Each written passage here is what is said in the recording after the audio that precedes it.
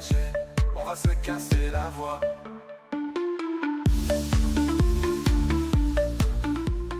Yo yo yo, j'espère que vous allez bien les potes, bienvenue sur la chaîne MTO Foot et aujourd'hui on plonge dans l'actualité brûlante du football et surtout de la Ligue des Champions. Aujourd'hui je vais vous faire un petit débrief du match du Real de Madrid, la première de Kylian Mbappé. J'ai regardé le match du début jusqu'à la fin, mais en même temps je suis obligé d'en parler pendant cette vidéo. J'ai pas arrêté de recevoir des alertes concernant le match du Bayern. Ça s'est fini sur un score de tennis. Si je dis pas de bêtises, il y a eu 9-2. C'est ça, il y a eu 9-2. Un quadruplé de Harry Kane, c'était n'importe quoi. J'ai reçu des alertes dans tous les côtés. Mais vraiment, c'est surprenant et ça confirme bien ce que j'ai dit. J'ai très peur d'aller jouer au Bayern avec le PSG. Qu'est-ce que ça va donner? Je ne sais pas parce que c'est une équipe qui a l'air de bien jouer au football, qui a l'air de beaucoup marquer, qui a l'air enfin de trouver les automatismes avec Michael Olise, etc. qui viennent d'arriver, donc ça fait peur.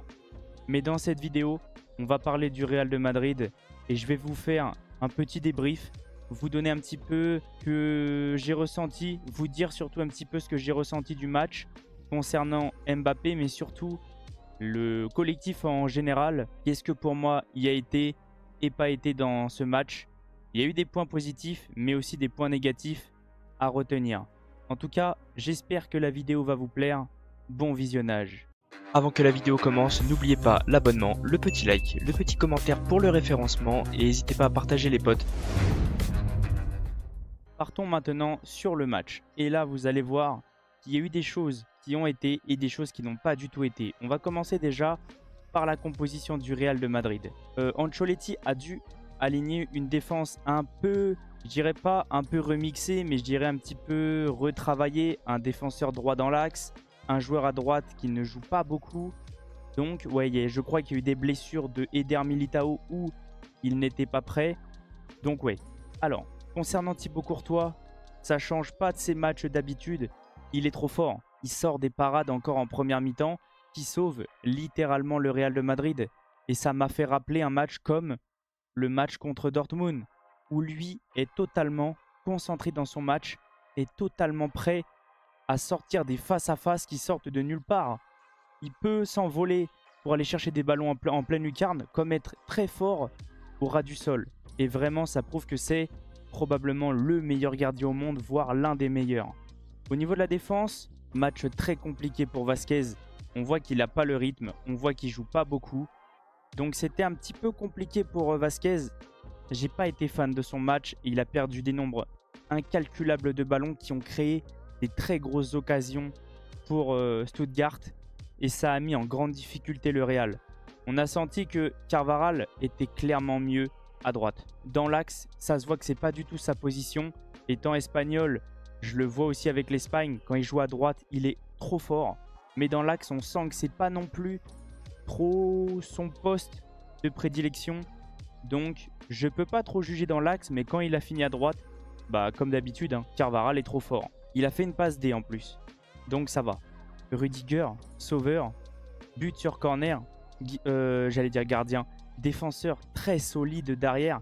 Le seul truc que j'aimerais revenir sur le Real, c'est que défensivement, j'ai eu l'impression qu'il y avait énormément de trous.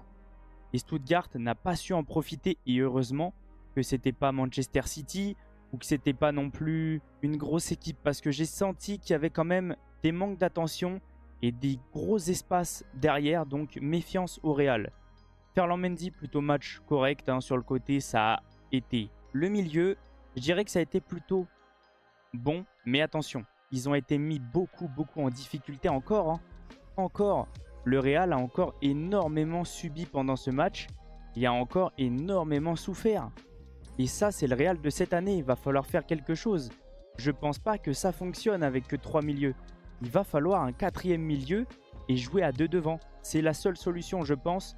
Parce que les 3 de devant, ça marche, mais pas à temps complet. Ça marche que par période, j'ai l'impression, pendant le match.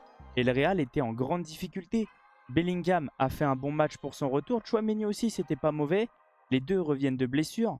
Gros effort de Bellingham encore une fois. Valverde, je l'ai trouvé bon, mais un tout petit peu en dessous que d'habitude. Après, on a tellement l'habitude de voir un Valverde clairement au-dessus que là, c'était peut-être normal de voir un Valverde peut-être en dessous. Alors peut-être qu'il a été bon et on a tellement l'habitude qu'il soit ultra fort que là, on a ressenti un peu en dessous. Mais c'est pas un match catastrophique. Le match des attaquants, Mbappé, on sent qu'il y a du mieux. Il y a un peu de mieux et comme j'avais prévenu, il va lui falloir du temps. Une fois qu'il va reprendre l'habitude, ça va aller mieux. Mais pour le moment, ça commence à aller mieux. C'est pas non plus le grand Kylian Mbappé, mais on sent qu'il se sent plus à l'aise pour provoquer. On sent qu'il est peut-être plus à l'aise dans la finition et surtout, il fait des meilleurs appels. Mais tout ça, ça va être travaillé au fur et à mesure. On sent que les trois aiment bien échanger et que ça commence petit à petit à apprendre.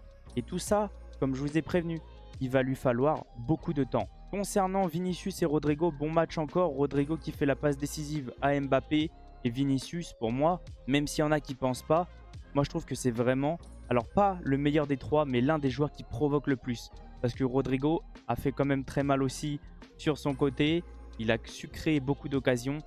Mais Vinicius, pour moi, c'est exceptionnel comme joueur. C'est beaucoup trop fort.